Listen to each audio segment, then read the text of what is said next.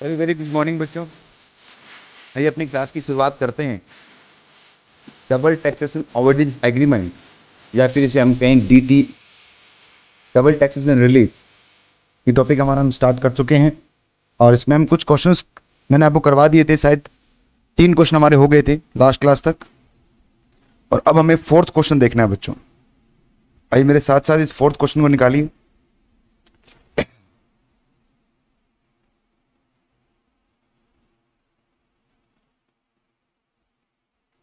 Good morning Shankar, good morning Akshat Jain. चलो question number 4th निकालो बच्चों। Illustration number 4। अरविंद एक टेक्सटाइल मर्चेंट हैं and resident Indian doing the business in India and abroad. उसकी business India में भी है और इंडिया के बाहर भी है। During the previous year 2021 he disclose the following information. इन्होंने फॉलोइंग इंफॉर्मेशन को डिस्क्लोज किया। ओके, सबसे पहली इंफॉर्मेशन क्या है बच्चों? सबसे पहली इंफॉर्मेशन है आपके पास income from business in India 27 lakh है। Income from business in country A, India do not have agreement for the avoidance of double taxation. 15 lakh का इनकम कमाया है इसने कंट्री ए से, जिसके साथ इंडिया का क्या नहीं है, डीटी एग्रीमेंट नहीं है। तो इसका मतलब अंडर सेक्शन 91 की रिलीफ मिलेगी यहां पर, क्योंकि ये रेजिडेंट भी है, विदेशी इनकम भी आ गई इसके पास, और डीटीए भी नहीं है। तीनों बात पूरी हो जाती है तो 91 की रिलीफ मिलती है। हाँ sir. Income tax levied by the government in country A. Country A ने कितना टैक्स लगाया बेटा? 5 लाख। तो एक बार चेक करते हैं रेट क्या है बच्चों, किस रेट से टैक्स लगाया। 5 अपॉन ये टैक्स आ गया, डिवाइड बाय 15 इनकम आ गई, मल्टीप्लाई 100, तो ये 1/3 हो गया, मतलब 33.33% आ गया आपका टैक्स रेट। मतलब कंट्री ए ने 33.33% से टैक्स लगाया है। Okay sir. Loss from business in country be with which also India do not have agreement. अब लॉस अब बच्चों इनकम नहीं है, लॉस पे तो टैक्स वैसे भी नहीं लगता। लॉस कितना है? 4 लाख का। ठीक है, इसने क्या किया है, contribution to public provident fund, मतलब अंडर सेक्शन 80C, याद आपको 80C, पीपीएफ में जमा करवाओगे तो 1.5 लाख तक आपको 80C मिलेगा। हाँ सर। यस। तो इसको 1,50,000 का 80C मिलेगा। Payment of life insurance premium on the life of the his father and mother. Okay, मतलब इन्होंने क्या करवाई है, लाइफ इंश्योरेंस प्रीमियम पे किया। तो याद है बेटा आपको 80D मिलता है, 80D मिलता है। और ये कितना मिलता है सर? ये मिलता है मैक्सिमम 25,000। अगर एज कितनी है? अप टू कितना? 59। अगर एज आपकी 59 से ज्यादा है तो कितना मिलता है? 50,000। ये रूल्स आपको थोड़े बहुत याद होंगे, नहीं है तो कोई बात नहीं बेटा, जब हम डिडक्शंस पढ़ेंगे तो मैं वापिस याद करवा दूंगा। पर फिलहाल यहां पर आपको 80D मिलेगा। कितना मिल जाएगा? पूरा 20,000 का। Compute the tax liability of Arvind. Arvind की टैक्स लायबिलिटी निकालनी है। तो सबसे पहले स्टेप में मैंने क्या लिखवाया था आपको? कुछ भी नहीं करना है, सिर्फ सिंपल नॉर्मल टैक्स निकाल देना है। नॉर्मल टैक्स निकालने के लिए बताओ क्या क्या करें। एक तो 27 लाख की इनकम आपके पास। हाँ सर, 27 लाख की इनकम है। इसमें जोड़ दीजिए 15 लाख की इनकम, ये भी जोड़ दी 15 लाख की इनकम। घटा दीजिए 5 लाख की, सॉरी घटा दीजिए 4 लाख की इनकम। लो सब बचा 4 लाख का। समझ में आया मैंने क्यों इसको माइनस किया है? फिर बताता हूं बच्चों। यस। इनकम कौन कौन सी है आपकी? एक तो ये 27 लाख है, और ये 15 लाख है, और ये 4 लाख का लॉस है। ये बच्चों इनकम नहीं है आपकी, ये इनकम नहीं है 5 लाख, ये तो उस पर लगने वाला टैक्स है। ये कोई इनकम थोड़ी है, ये तो टैक्स लगा है बच्चों। ठीक है, तो ये 3 इनकम आपकी। तो कितनी हो गई है टोटल? लगाओ भी कितना आएगा ये। कैलकुलेटर कहाँ गया आज? 38 लाख। पता नहीं कहाँ गया कैलकुलेटर। 38 लाख आएगा क्या? 38 लाख आ गया। सर। अब इसमें से क्या करना है आपको बच्चों? एक तो ये 80C का डिडक्शन देना है, जो कितना आएगा 1.5 लाख का, और एक 80D का डिडक्शन देना है आपको जो कितना आएगा 20,000 का। बताओ जी टोटल इनकम कितनी आ गई? सर ये लाइफ इंश्योरेंस प्रीमियम तो पेरेंट्स का है ना सर?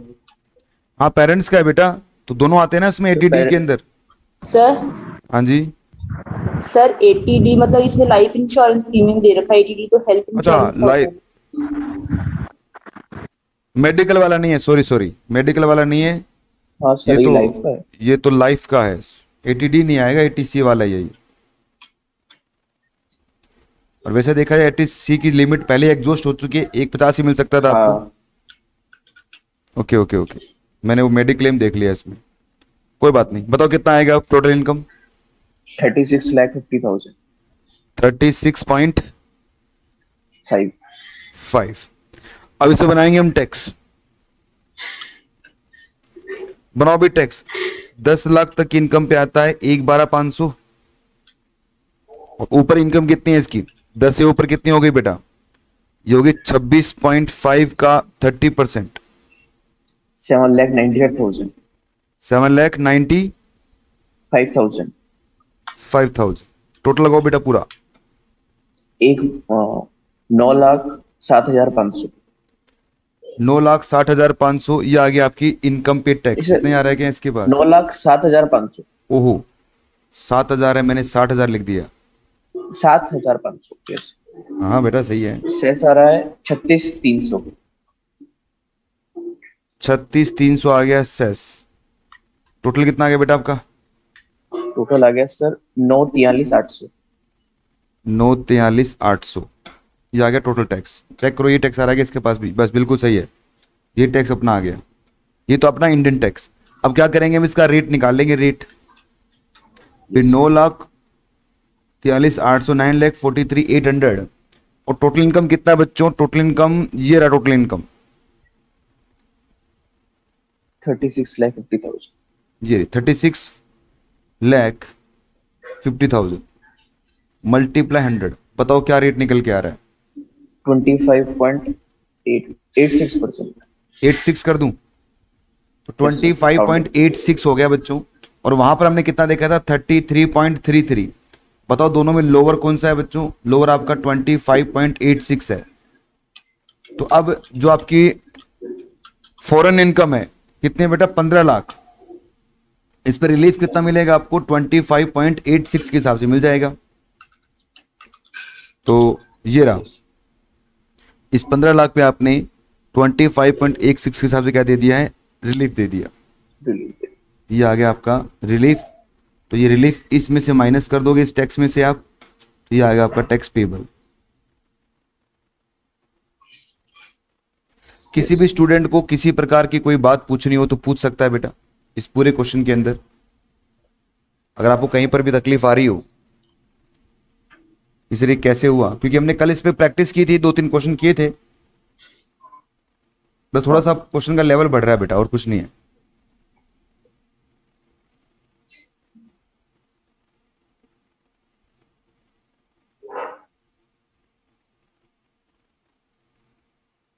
हाँ जी हो गया।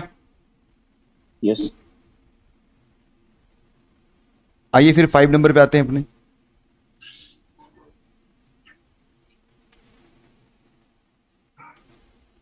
Illustration number 5। अमर एक इंडिविजुअल है resident of India receive the following payment after TDS during the previous year 2021। Received after TDS, बेटा इस वर्ड को अंडरलाइन करना। Received the following payment after TDS, इसका मतलब ये जो पॉइंट्स आपको नजर आ रहा है बेटा 240 और 1,60,000, ये टीडीएस के बाद की अमाउंट है। इसमें टीडीएस घट चुका है। मतलब क्या होता है बेटा? पहले होती है इनकम, इनकम में से माइनस होता है टीडीएस, फिर ये होता है बेटा रिसीव्ड। रिसीव्ड तो ये होगा ना आपको, इनकम में से माइनस क्या हो गया आपकी? अब रिसीव्ड कौन सा है बेटा? रिसीव्ड आपका 240, ये रिसीव्ड है, ये भी रिसीव्ड है। Okay sir, the above services are render in country X on which TDS 50,000 and 30,000 respectively has been deducted. अच्छा ये दोनों पेमेंट है ना बेटा, 240 और 160, इस पे टीडीएस कितना कितना है आपका, पहले टोटल लगाओ दोनों का कितना है, 240 और 160, तो ये हो गया साहब 4 लाख रुपया। 4 लाख। इसमें जोड़ दो टीडीएस, टीडीएस कितना है आपका 50,000 और 30,000, 80,000 टीडीएस जोड़ दो, तो ये है बच्चों आपकी इनकम। इनकम तो ये है ना टीडीएस कटने से पहले, तो 4,80,000 की आपकी इनकम है। ठीक है sir. He incurred the expenditure of 2,40,000 earning of the both these receipts. आपने इस इनकम को कमाने के लिए खर्चा कितना किया, आपने खर्चा किया 2,40,000 का, तो इसका मतलब आपकी नेट इनकम कितने आएगा, नेट प्रॉफिट, नेट प्रॉफिट हो जाएगा बच्चा आपका 240। 240। Okay sir. अब फिर कह रहे हैं sir his income from other sources 5 lakh की इनकम है इंडिया में, और made the payment 70,000 towards LIC, तो ATC भी मिलेगा आपको। तो 240 तो होगी विदेशी इनकम और 5 लाख होगी स्वदेशी इनकम, टोटल हो गया बेटा आपका 7,40,000 का। ओके, इसमें ATC माइनस कर देंगे आप 70,000 का, बताओ जी कितना बचेगा, 6,17,000 शायद, है ना। हाँ सर, तो ये आ गया आपकी टोटल इनकम। अरे मैं ही कर रहा हूं या तुम लोगों को समझ में भी आ रहा है। आ रहा है सर, आ रहा है। अभी ऑनलाइन वालों जितने बच्चे बैठे हैं मुझे रिप्लाई करो, यस सर। खाली मैं ही लिख के मैं रिप्लाई करो, लिख के रिप्लाई करो। यस सर, आ रहा है सर। ऐसा तो नहीं कि मैं अकेला किए जा रहा हूं बाकी देख रहे हैं, पता नहीं आज मूवी चल रही है आज। मैंने क्या बोला, ये 8 नंबर में आएगा बेटा, 8 to 6 मार्क्स का है। अभी मैंने इसमें अपलोड नहीं किया, एग्जामिनेशन पेपर है आपके, अभी वो कल आपको अपलोड करके दिखाऊंगा मैं।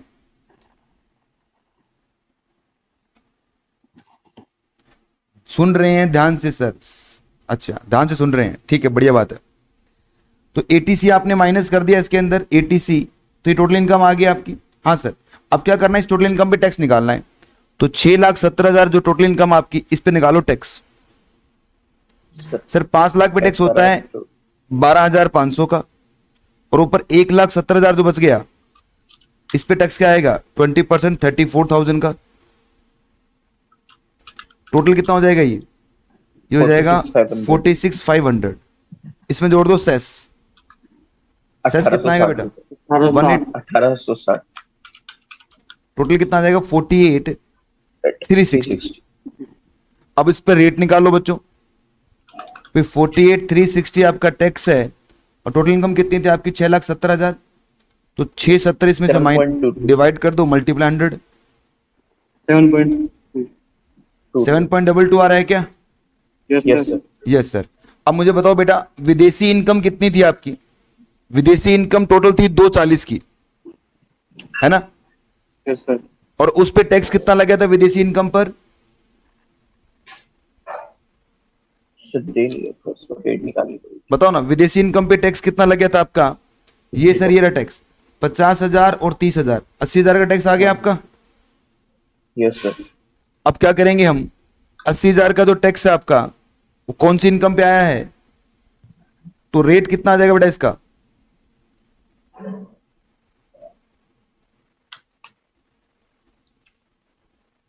बताओ कितना रेट आ रहा है ये,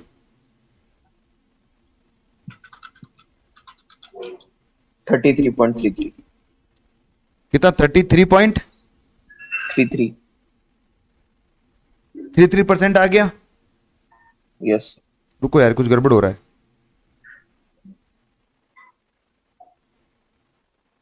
पेमेंट आपके पास 21 सही आया एकदम, 80,000। एक तो कैलकुलेटर नहीं है, एक मिनट बेटा कैलकुलेटर लेके आता हूँ मैं।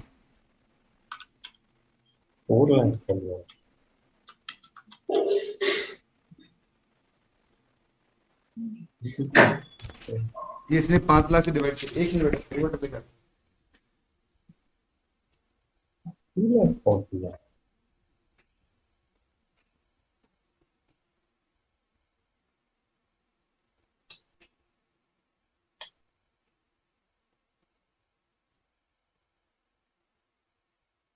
हाँ जी बताओ। अब देखो क्वेश्चन कितना स्पीड से करते हैं अपन। सर वो 80,000 डिवाइड बाय 480 होगा ना सर? हाँ, 80,000 डिवाइडेड बाय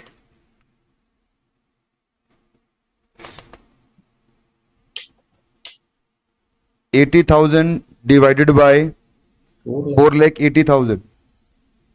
480 होगा ना डिवाइड, तो मैं 240 कर रहा हूँ। अरे इनकम तो ये है ना आपकी, तो 80,000 को डिवाइड करोगे आप 4,80,000 से, जो मिला है आपको, मल्टीप्लाई 100, ये बताओ कितना आएगा।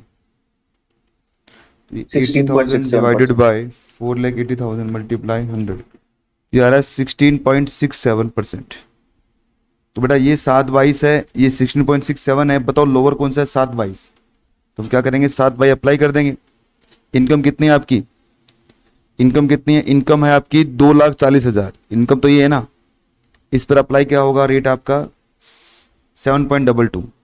तो ये हो गया अप्लाई आपका, और ये आ गया रिलीफ अंडर सेक्शन 91 की।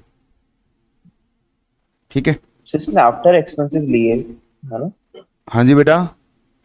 आफ्टर एक्सपेंसेस लिए सर नहीं, इनकम तो यही है ना बच्चों, इनकम तो यही है ना आपकी। ऊपर देखो ना, इस इनकम की बात करूं मैं, तो इसमें भी तो आपने यही जोड़ा है है ना? यस। चलो भाई, इसके क्वेश्चन तो खत्म। अब मेरे क्वेश्चन लिखना स्टार्ट करो। 2 क्वेश्चन और लिखवाऊंगा बच्चों इस पे, क्योंकि मोस्ट इंपॉर्टेंट टॉपिक है ये, और फिर इसमें थोड़ी बहुत थ्योरी है, वो लिखेंगे अपन। एक काम करते हैं, पहले थ्योरी लिख लेते हैं यार, ये क्वेश्चन लिखवा दूं। यस।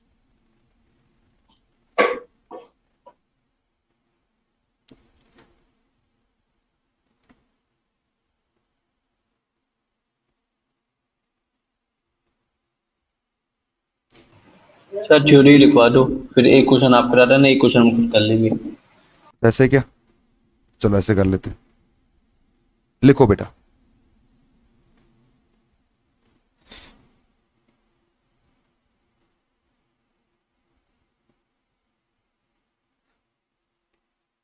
टीआरसी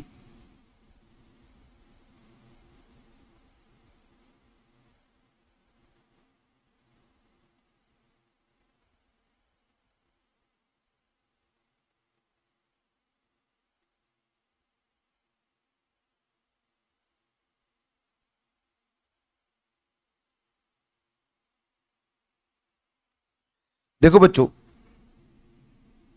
अगर एक नॉन रेजिडेंट इंडिया में इनकम कमा रहा है, प्रैक्टिकली थोड़ा सोचना बेटा इसमें,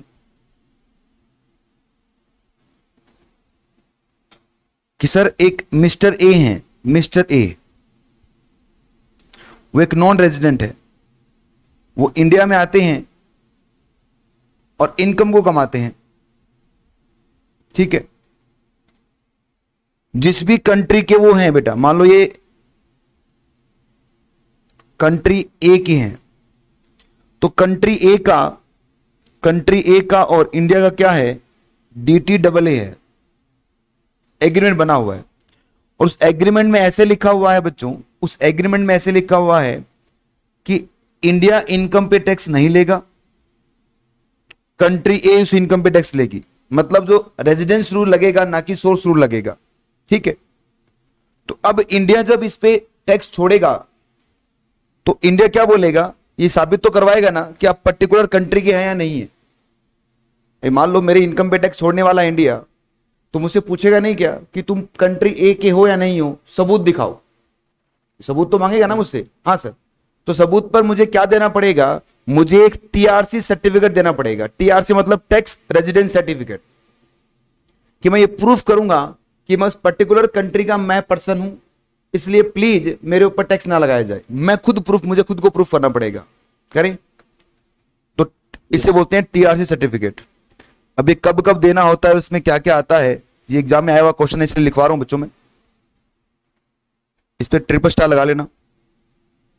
तो ग्रीन कार्ड यही होता है कैसे? हाँ जी, किसी कंट्री का ग्रीन कार्ड मिल जाता है, वो यही होता है क्या? नहीं नहीं, ग्रीन कार्ड की बात नहीं है बच्चों। ग्रीन कार्ड भी टीआरसी में आता है बेटा। देखो अच्छा। इंडिया में आधार कार्ड है, कोई यूके में कोई ग्रीन कार्ड चलता होगा, चलते होंगे। हाँ। अलग अलग कंट्री में अलग अलग चीजें हैं बच्चों। किसी कहीं पर राशन कार्ड बोलते होंगे, कहीं पर कुछ और बोलते होंगे। पर इंडिया में आपको उस ग्रीन कार्ड को हम क्या बोल देंगे, टीआरसी सर्टिफिकेट बोल देंगे। कुल मिला के ये है कि आपको ये प्रूफ करना पड़ेगा कि आप उस पर्टिकुलर कंट्री के सदस्य हैं या नहीं है, उसके रेजिडेंट है या नहीं है। तो जैसे अपने इंडिया में पैन कार्ड है बेटा, तो अगर मान लीजिए टीआरसी की बात करें हम उस पर्टिकुलर कंट्री ए के लिए, तो मैं अपना पैन कार्ड दिखाऊंगा वहां पर कि देखो साहब मेरे पास पैन कार्ड है। तो इंडिया में चलता है पैन कार्ड, वहां कुछ और कार्ड चलता होगा, उसको इन सबको नाम क्या दिया गया है, टीआरसी नाम दिया गया है। लिखो, non resident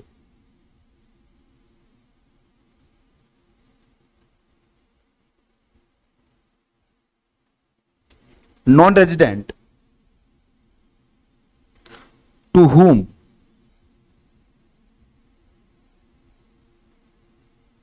DTAA apply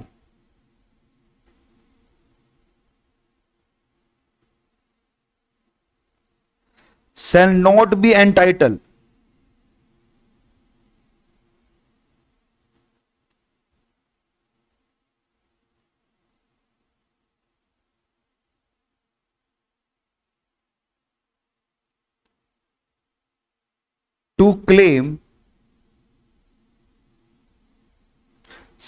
be entitled to claim any relief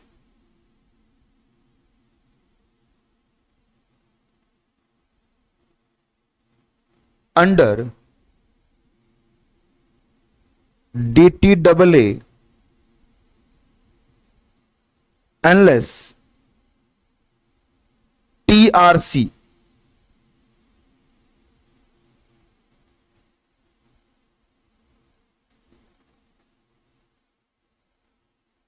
of his being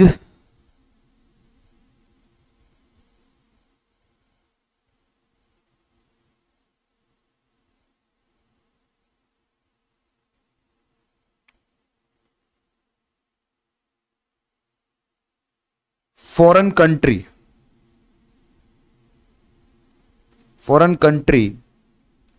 is obtained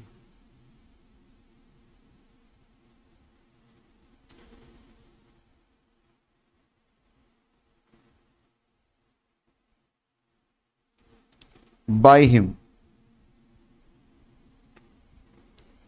from such foreign government।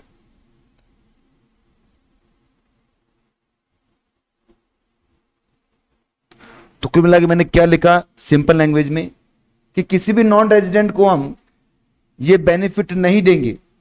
कौन सा बेनिफिट बेटा, रिलीफ का बेनिफिट नहीं देंगे जब तक वो नॉन रेजिडेंट क्या ना दे दे, आपको टीआरसी ना दे दे उस गवर्नमेंट का जिस गवर्नमेंट के आप, जिस कंट्री के आप हैं।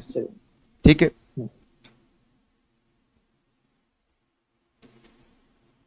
Next.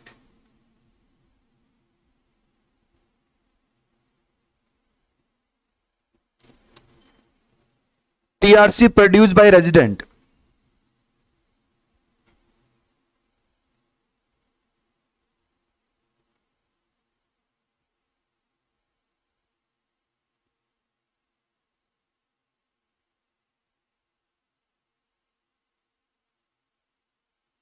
of a contracted state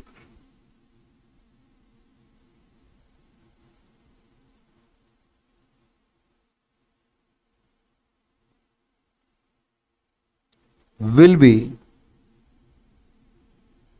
be accepted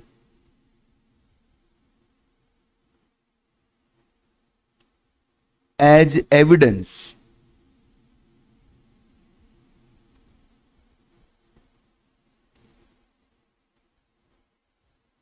that he is resident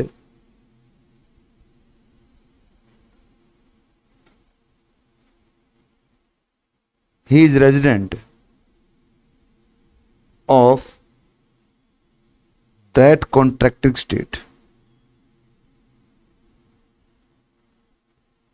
state मतलब बेटा कंट्री की बात हो रही है यहां पर। And income tax authority in India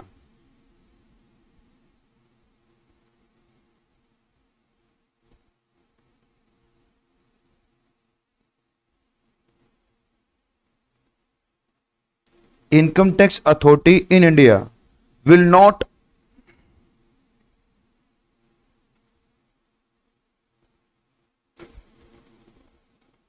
go behind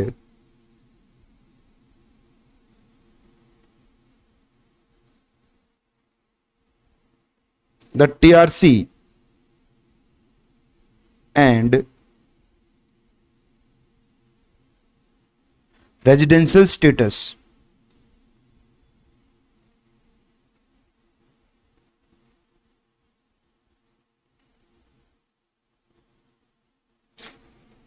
कहना क्या चाहते हैं बच्चों कि इनकम टैक्स अथॉरिटी को भी क्या चाहिएगा, टीआरसी सर्टिफिकेट चाहिएगा, ताकि वो क्या निकाल सके, उसका रेजिडेंशियल स्टेटस निकाल सके। ठीक है, next point.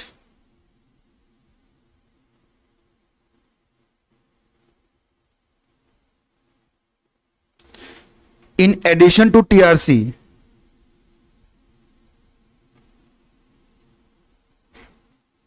in addition to TRC, the SSC would require to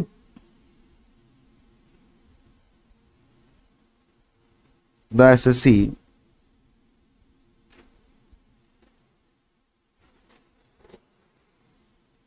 would required to produce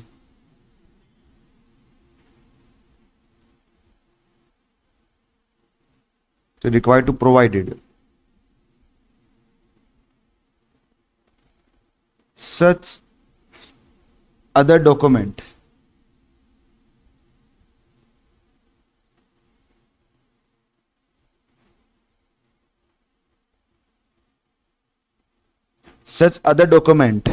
and information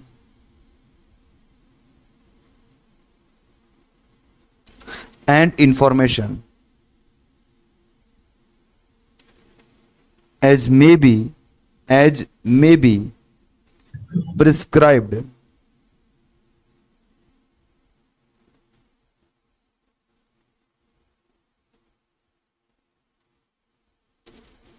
for claiming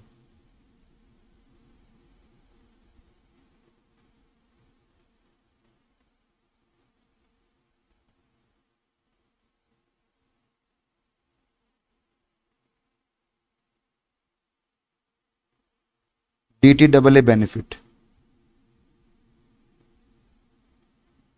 क्या लिखा है मैंने तीसरे पैराग्राफ में? मैंने बोला कि जरूरी नहीं आपको टीआरसी देना है, अगर आप टीआरसी की जगह कोई अदर डॉक्यूमेंट देना चाहते हैं तो दे सकते हैं, पर उसमें एटलीस्ट क्या होना चाहिए। ठीक है ना, जैसे मान लो मैं एक नॉन रेजिडेंट हूं और मैं इंडिया में कोई बिजनेस कमा रहा हूं, मेरे पास टीआरसी सर्टिफिकेट नहीं है, कौन देगा बेटा? उनकी गवर्नमेंट देगी। उस कंट्री की गवर्नमेंट मुझे टीआरसी सर्टिफाई करेगी, हाँ सर हमारा रेजिडेंट है। तो अब सोचिए बच्चों, सर्टिफाई करवाने में समय तो लगता है ना, मैं वहां जाके सर्टिफाई करवाऊंगा या फिर मेल करूंगा, बहुत समय लगेगा। तो गवर्नमेंट कहे चलो ठीक है, आपके पास एक बार के लिए टीआरसी नहीं है, तो फिर भी हम क्या बोलेंगे, आपको मान लेंगे कि आप उसी कंट्री के रेजिडेंट है। अगर आप टीआरसी की जगह कोई दूसरा एविडेंस हमें दिखा दीजिए, हमें तो बस ये प्रूफ करना है कि आप उस पर्टिकुलर कंट्री के रेजिडेंट है, ताकि हम आपको DTAA का बेनिफिट दे सके। या तो आप सर्टिफिकेट ले आइए आप, तो बहुत ही बढ़िया, कोई बात ही नहीं, खत्म ही होगी सारी बात, हमसे आपसे कोई डॉक्यूमेंट देखेंगे नहीं आपका। या फिर आप इसके जगह कोई दूसरा डॉक्यूमेंट दिखा दीजिए, जैसे इंडिया में आपका आधार कार्ड हो गया, पैन कार्ड क्या, कोई ड्राइविंग लाइसेंस हो गया, वोटर आईडी कार्ड हो गया, ऐसा कोई डॉक्यूमेंट है ना जो प्रूफ करता है कि हाँ आप उस कंट्री के रेजिडेंट है। तो ऐसे डॉक्यूमेंट में कम से कम क्या क्या लिखा होना चाहिए? वो डॉक्यूमेंट जिसमें कम से कम क्या क्या लिखा होना चाहिए? नंबर 1, कौन कौन सी इंफॉर्मेशन होनी चाहिए उसके अंदर?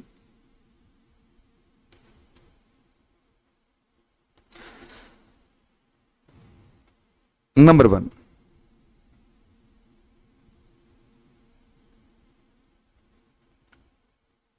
Name and status of SSC।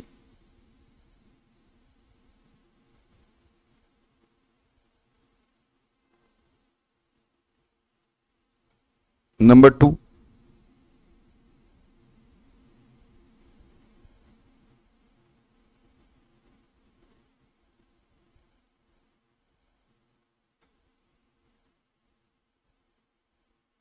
अगर उसके पास पैन नंबर है तो पैन नंबर भी देना पड़ेगा बेटा उसमें, इफ अलॉटेड।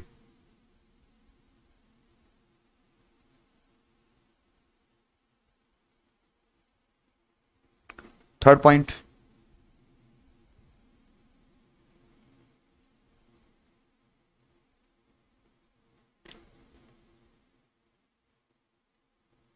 नेशनलिटी देखनी पड़ेगी आपको। अगर वो इंडिविजुअल है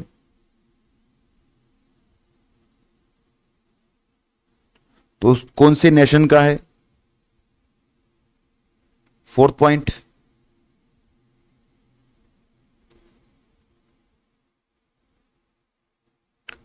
कंट्री और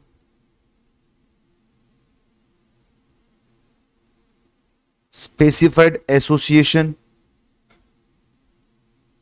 नहीं specified territory.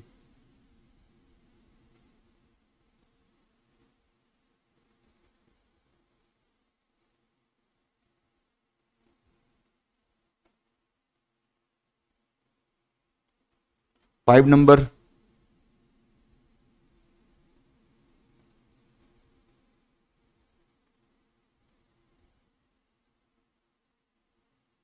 SSC tax identify number.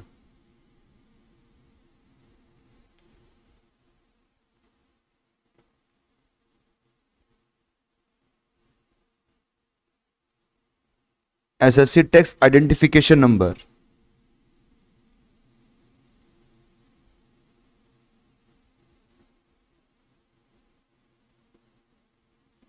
Period,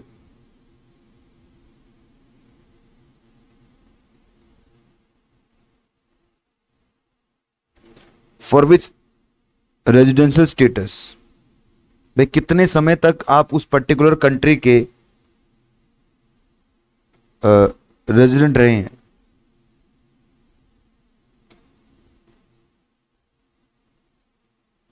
ठीक है।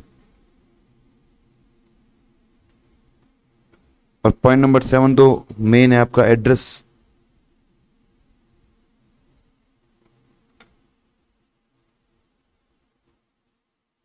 Address of SSC in such country, oblique specified territory.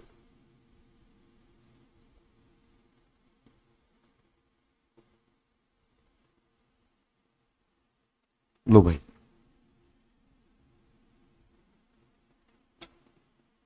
तो ये था आपका टीआरसी जो हमने पूरा किया।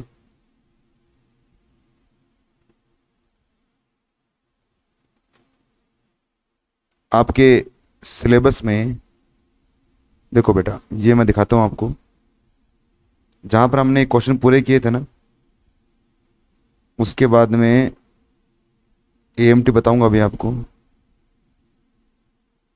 पी एक तो पॉइंट है आपके, और बिजनेस प्रोसेस आउटसोर्सिंग ये 2 पॉइंट है।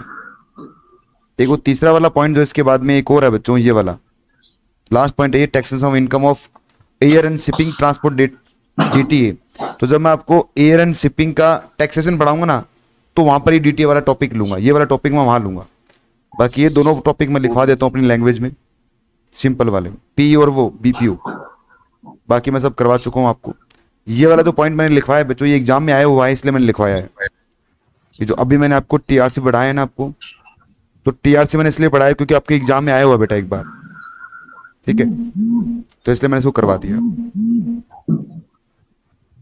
चलिए वापिस आते हैं अपने टॉपिक पर, और अब एक बेहतरीन सा डायग्राम बनाएंगे बच्चों आप, और उस बेहतरीन डायग्राम में बहुत सारी चीजें मैं कवर कर दूंगा।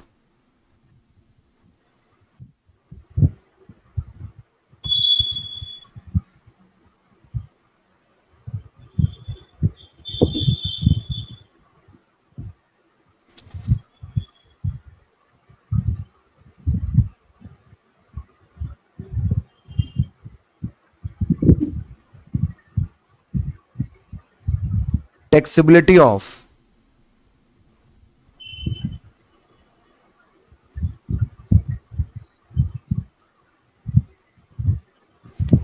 फॉरेन इनकम, कि फॉरेन इनकम की टैक्सेबिलिटी कैसे आएगी। देखो ये समरी है बच्चों, इस पूरे चैप्टर की ये समरी है। अगर थ्योरी आपको नहीं पढ़नी है तो बस ये डायग्राम पढ़ जाना और आपके नंबर पूरे मिलेंगे आपको। ज़्यादातर चांस बेटा प्रैक्टिकल क्वेश्चन आने का ही है, फिर भी हम रिस्क नहीं ले सकते छोटे चैप्टर के अंदर। छोटे चैप्टर में क्यों नंबर कटवाएं, तो इसको तो अच्छी तरह करेंगे हम। तो सबसे पहली बात, अगर आप रेजिडेंट हैं,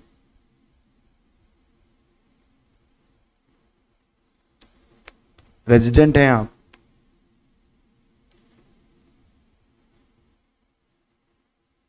ठीक है, फिर क्या पढ़ना पड़ेगा आपको,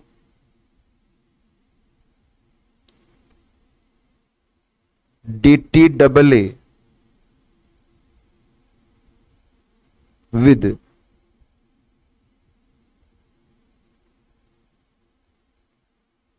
फॉरेन कंट्री। DTAA है क्या फॉरेन कंट्री के साथ में? आंसर है यस है।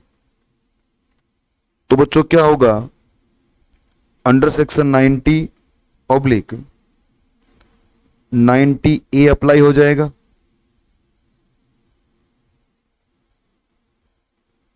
ठीक है, और जब ये अप्लाई होगा तो क्या करना पड़ेगा आपको,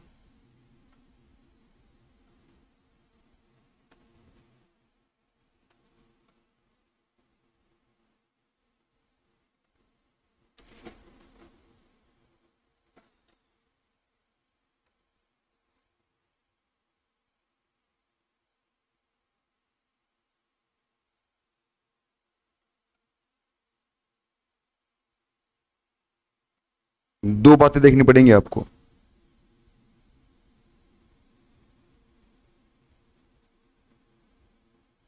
सच फॉरेन इनकम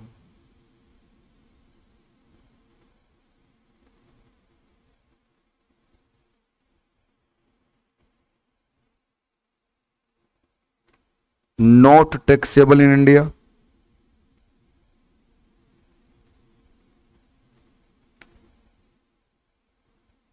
तो कुछ नहीं करना बेटा, नो ट्रीटमेंट। ऐसा अगर उस इनकम को टैक्स ही नहीं कर सकते इंडिया में तो कोई ट्रीटमेंट होगा ही नहीं, बात ही खत्म। परंतु परंतु परंतु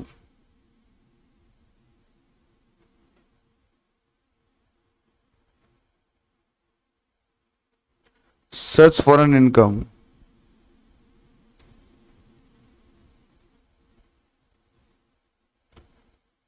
टैक्सेबल इन इंडिया, अगर वो फॉरेन इनकम इंडिया में टैक्सेबल है तो क्या करोगे बच्चा, फिर आपको दो बातें देखनी है। ए, DTAA का rate,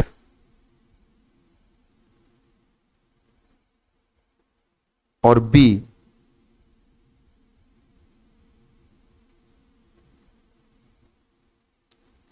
income tax average rate.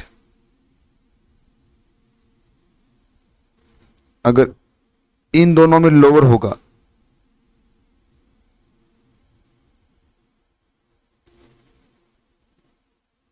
Which ever is lower,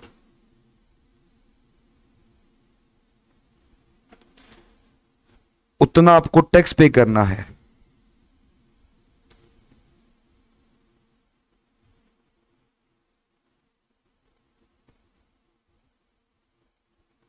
ठीक है बच्चों, उतना आपको टैक्स पे करना है। ठीक है सर, अगर ये सब मैं करवा चुका हूं तभी ये डायग्राम बना रहा हूं बेटा, ये मैं सोचना है पहली बार करवा रहा हूं आपको, सब करवा चुका हूं, ये डायग्राम बना रहा हूं बस आपको। अगर DTAA नहीं है तो बताओ क्या होगा बेटा फिर, तो फिर अंडर सेक्शन 91 अप्लाई हो जाएगा। और जब अंडर सेक्शन 91 अप्लाई होगा तो क्या करेंगे हम?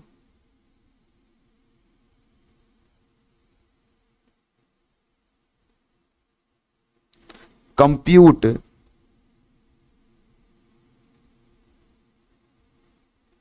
Normal total income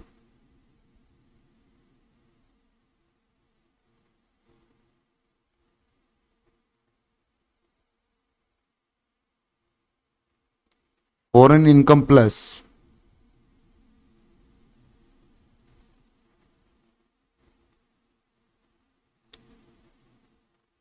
Indian income. ठीक है,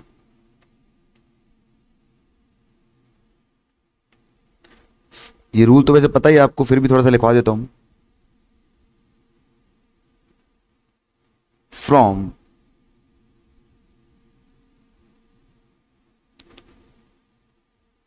total tax payable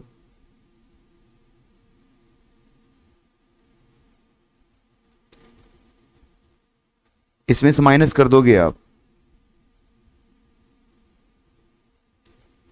lower of average tax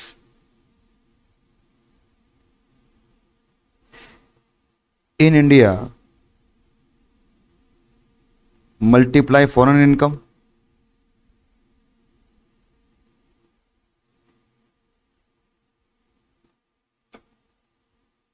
और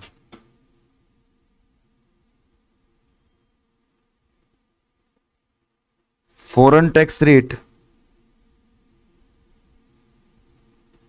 मल्टीप्लाई फॉरेन इनकम। अरे 91 ही तो बताया मैंने, और क्या लिखा है ये? इतना क्या सोच रहे हो बेटा? 91 ही तो लिखा है। इन दोनों में जो लोअर होगा ये अंडर सेक्शन 91 की रिलीफ ही तो है, वो इसमें से रिड्यूस कर देना। ये फाइनली क्या आएगा आपका? Tax payable. सर ये लिखवा दिया आपने, फिर क्यों लिखवाया? बेटा ये मैंने मास्टर डायग्राम बनाया है कि आपको लास्ट समय पर जब एग्जाम से पहले आपको ये तो जरूर देख के जाना है। ये देख लोगे आप तो काम बढ़िया हो जाएगा, सोचना भी नहीं पड़ेगा आपको। इसको देख लिया आपने तो आपको सोचना भी नहीं पड़ेगा। ठीक है, और यदि आप रेजिडेंट नहीं हैं,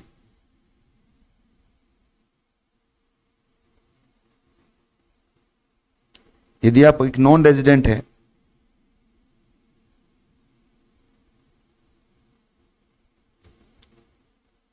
तो नॉन रेजिडेंट केस में क्या होता है बच्चों? आपकी फॉरेन इनकम टैक्सेबल ही नहीं होती। तो फॉरेन इनकम नॉन रेजिडेंट की इंडिया में टैक्सेबल थोड़ी होती है।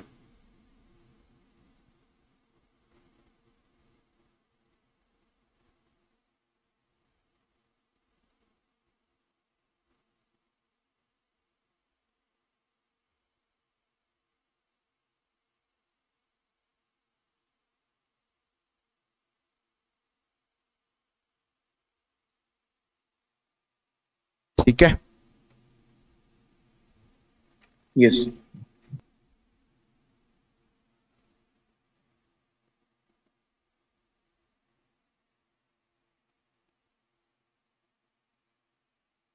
हमें नोट हो गया।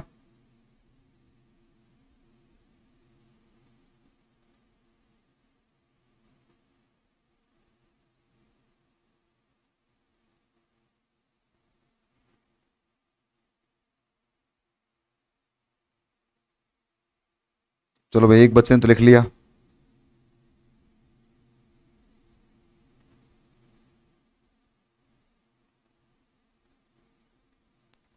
यस हो गए।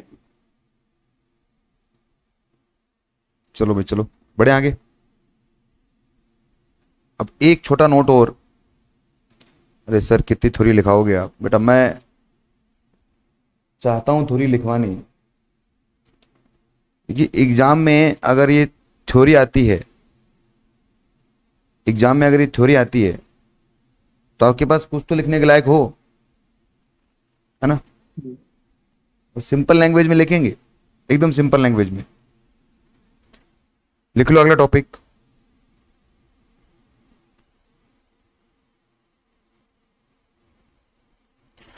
कंसेप्ट ऑफ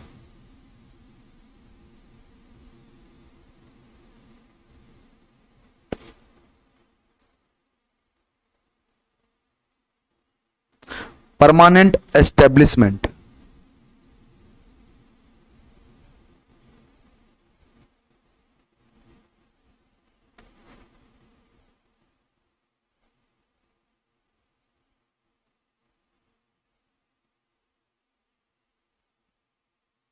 जिसको हम प्यार से बोलते हैं PE.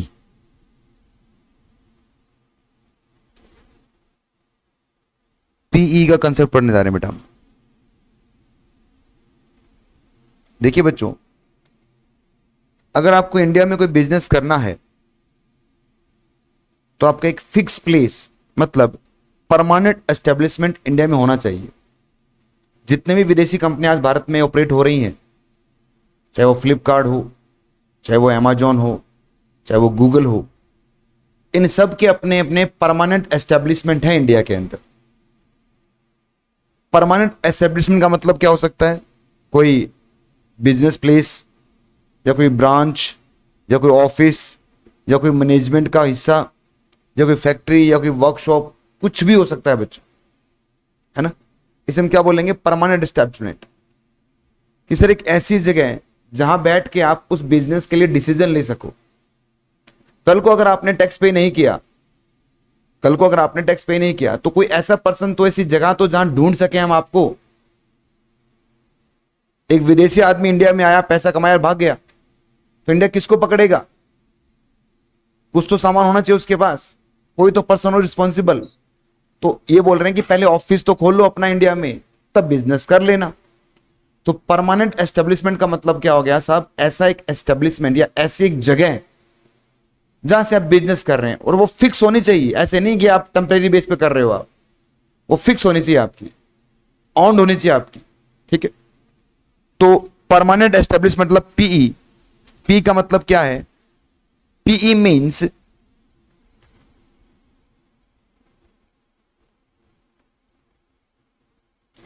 PE means a fixed place of business, a fixed place of business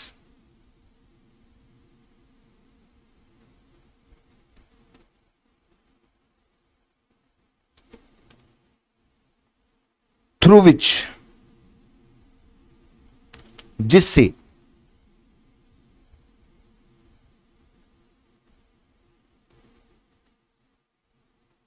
the business of enterprises, the business of enterprises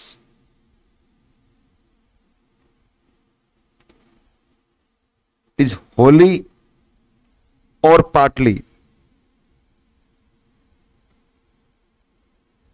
wholly or partly carried on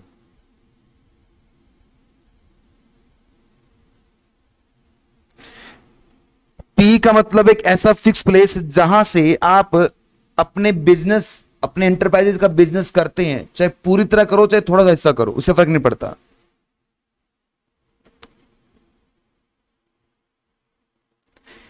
every DTAA has specific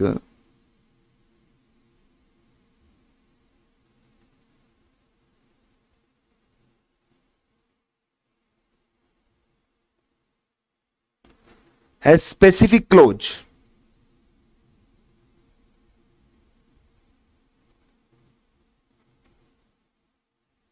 which will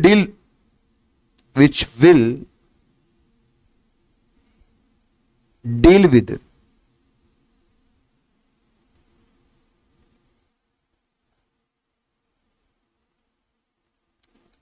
and explain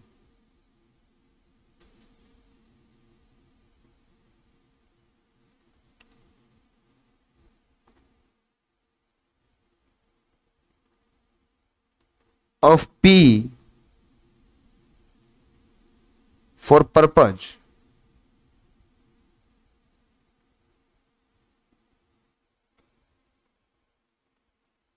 of such DTAA।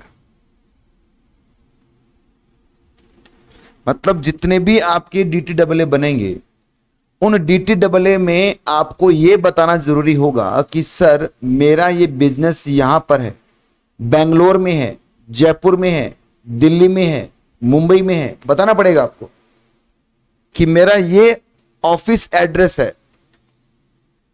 आप आज कोई भी विदेशी company का सामान purchase करो बेटा, आप चाहे लेज का कोई कुरकुरा परचेज करो, कैडबरी की चॉकलेट परचेज करो, उस पे देखिए आप, उस पे दोनों एड्रेस मिलेंगे आपको। उस चॉकलेट के रैपर पे देखना आप, इंडिया का एड्रेस पे मिलेगा, registered office in India, registered office in UK, registered office in USA.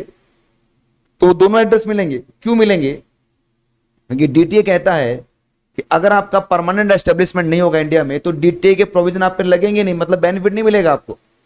DTA का बेनिफिट अगर आपको लेना है बच्चों तो फिर क्या होना चाहिए? आपका परमानेंट एस्टेब्लिशमेंट जो भी आपका है वो होना चाहिए।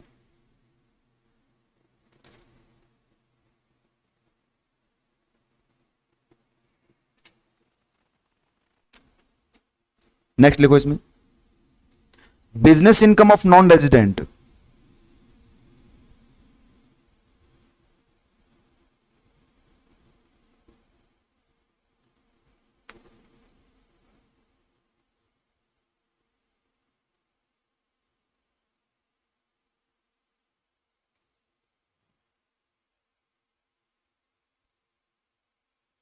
Business income of non-resident will not be taxed in India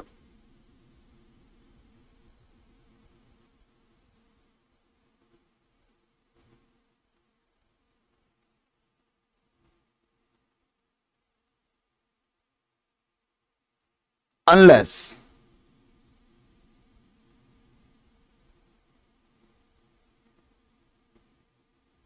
such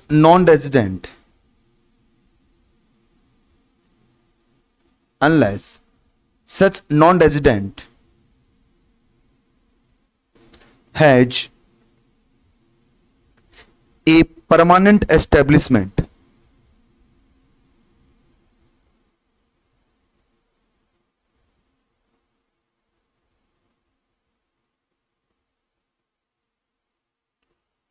PE in India। कि अगर किसी इनकम पे आपको छूट मिलनी है डीटीए की वजह से, गवर्नमेंट ने कह दिया कि साहब आपकी इस इनकम पे, क्योंकि हमारा आपकी कंट्री के साथ में टाई अप हो गया है, अब इस इनकम पे टैक्स नहीं लेंगे। तो ये इनकम की छूट अगर आपको चाहिए और आप एक नॉन रेजिडेंट है तो आपका एक परमानेंट एस्टेब्लिशमेंट इंडिया में होना चाहिए बच्चों। अगर आपका पीई नहीं है, जैसे मान लो मैं एक पर्टिकुलर कंट्री का हूं और इंडिया ने उस पर्टिकुलर कंट्री के साथ में डीटीएए कर लिया कि चलिए आपकी इस इनकम में हम टैक्स नहीं लेंगे, तो उसका बेनिफिट मुझे लेना चाहता हूं। मैंने कहा भारत सरकार मुझे बेनिफिट दीजिए क्योंकि आपने ट्रीटी की हमारे उस पर्टिकुलर कंट्री के साथ में। तो बच्चों अब भारत सरकार क्या बोलती है? भारत सरकार बोलती है कि हम आपको उस पर्टिकुलर कंट्री का बेनिफिट तभी देंगे यदि आप क्या है बच्चों, यदि आपने क्या किया है, परमानेंट एस्टेब्लिश आपका इंडिया में चल रहा है। ठीक है, ठीक है सर। Yes. अब पी में क्या क्या इंक्लूड होता है वो देख लेते हैं अपन।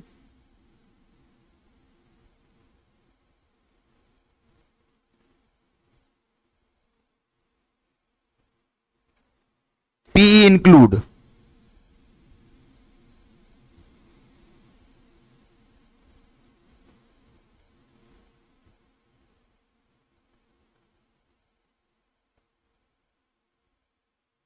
Number 1,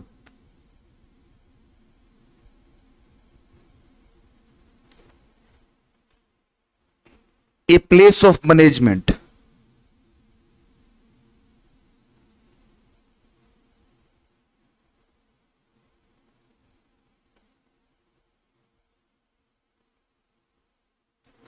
a place of management। Number 2, a branch office।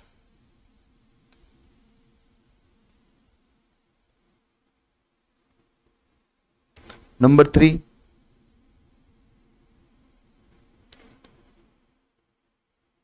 An office,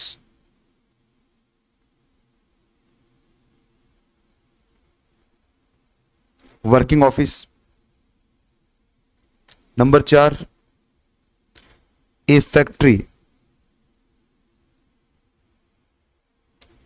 number 5, workshop, जहां पर आप वर्क करते हैं। नंबर 6, सेल्स यूनिट या सेल आउटलेट, है ना, शोरूम बना रखा कोई आपने। Number 7, ware house.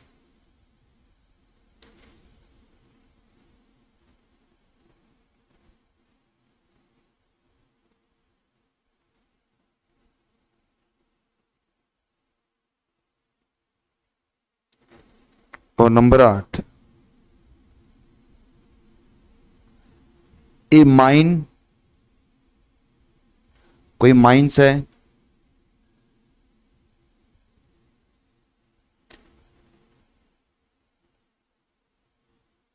कोई ऑयल या gas,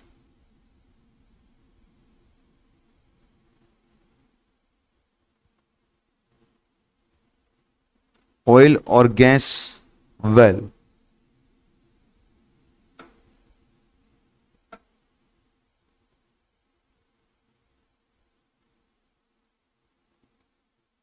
any other place of extraction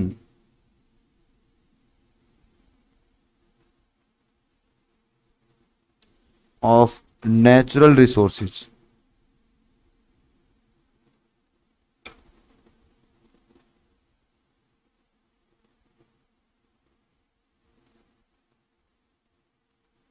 ठीक है, तो ये सब क्या होंगे बेटा, आपके पीई माने जाएंगे। ये सब आपके पीई माने जाएंगे।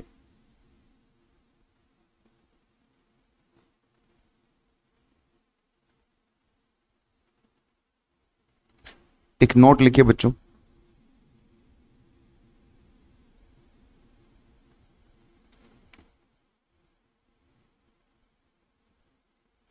As per DTAA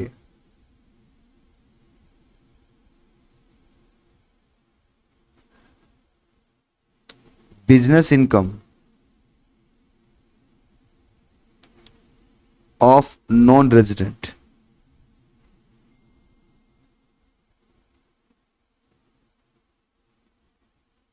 is taxable in India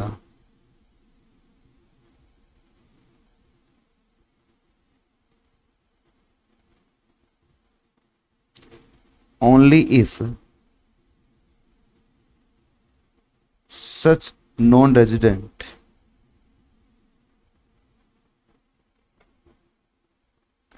has PE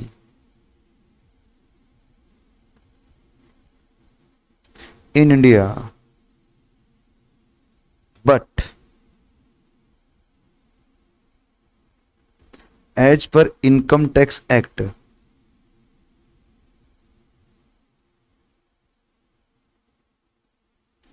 business income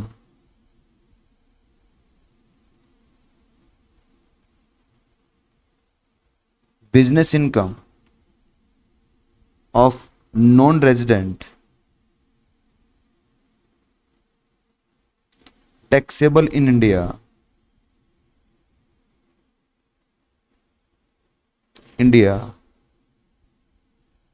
if non-resident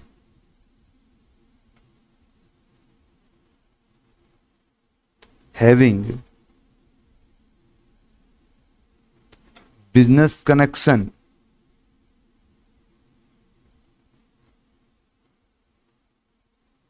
in India। Sir ये क्या लिखा दिया आपने? देखो बच्चों, DTAA बोलता है कि अगर आपका इंडिया में परमानेंट एस्टेब्लिशमेंट है तो आपकी विदेशी इनकम इंडिया में टैक्सेबल हो जाएगी। ठीक है, फिर आपको डीटीए का प्रोविजन का भी बेनिफिट्स वगैरह मिलेगा।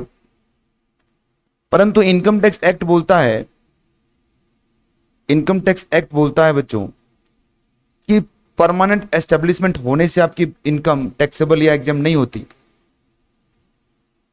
इसके साथ साथ में बिजनेस कनेक्शन होना भी बहुत जरूरी है, बिजनेस कनेक्शन होना भी बहुत जरूरी है कि बिजनेस कनेक्शन होगा तभी इनकम आपकी टैक्सेबल होगी। तो ये था आपका पीई का कंसेप्ट जो मैंने पूरा लिखवा दिया आपको, ठीक है।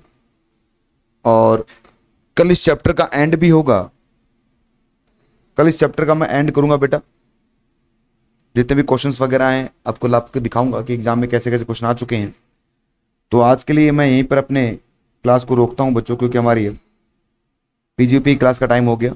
तो हम कल इस चैप्टर को एंड करेंगे, ठीक है।